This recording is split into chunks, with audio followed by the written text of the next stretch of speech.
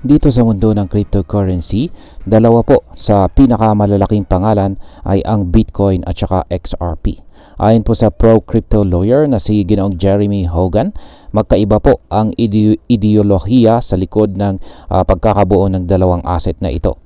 Si Bitcoin ay ginawa ni Ginoong Satoshi Nakamoto bilang isang decentralized digital currency na may pangunahing layunin. Yan po ang self-custody o ang ganap na paghawak ng mga individual sa kanilang yaman at malaya mula sa kontrol ng mga bangko at gobyerno.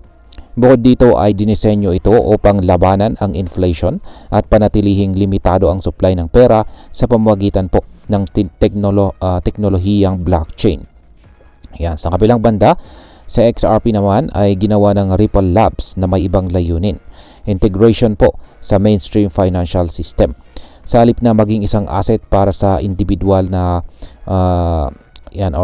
individual freedom, yan, ang XRP ay idinisenyo upang mapadali ang mabilis at murang cross-border transaction sa pagitan po ng mga bangko at saka financial institutions. Kaya yan po ang siyang ating pag-uusapan dito.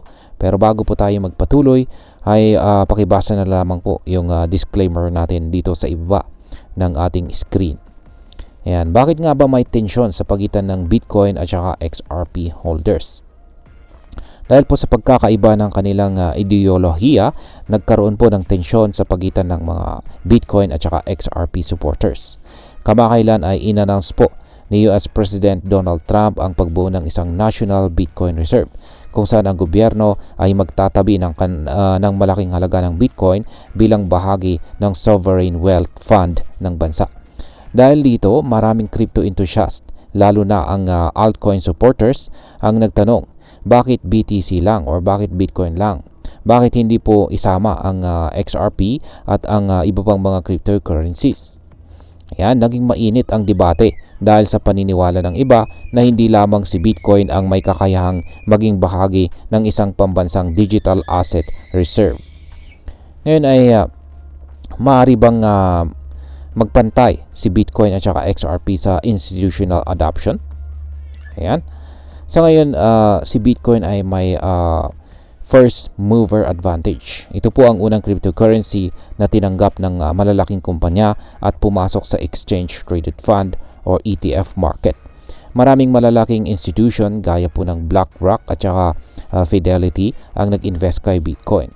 Ngunit ayon po kay Ginoong Hogan, malaki ang posibilidad na magkaroon din ng XRP ETF. Lalo na't may mga asset managers tulad po ng CoinShares, Bitwise, Grayscale at saka Wisdom3 na nagpaplanong mag-launch nito. Kapag natapos na po ang kaso ng Ripple laban sa SEC, maaaring tumaas po ang institutional adoption na XRP na maaaring pumantay o kahit papaano ay humabol kay Bitcoin pagdating sa liquidity at paggamit ng malalaking kumpanya. Ngayon ay ano naman po ang mensahe ni Ginoong Jeremy Hogan?